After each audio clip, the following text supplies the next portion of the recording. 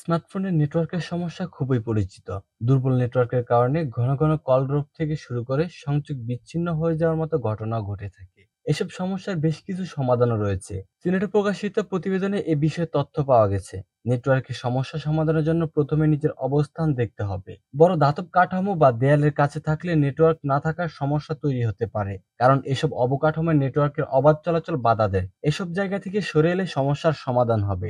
দ্বিতীয় ধাপে স্মার্টফোনে চার্জ আছে কিনা তা দেখে নিতে হবে। কম চার্জ থাকলে দ্রুত চার্জ দেওয়ার ব্যবস্থা করতে হবে। মোবাইল নেটওয়ার্ক তরঙ্গ গ্রহণ, পাঠানো ও প্রক্রিয়াজাতের জন্য ভালো ব্যাটারি ব্যাকআপ বা চার্জ থাকা প্রয়োজন। নেটওয়ার্কের সমস্যা দূর করার জন্য একবার এয়ারপ্লেন মোড চালু করে বন্ধ করে দেওয়া ভালো। এছাড়া সিম খুলে পুনরায় ডিভাইসে বসালেও নেটওয়ার্কের সমস্যার সমাধান হবে।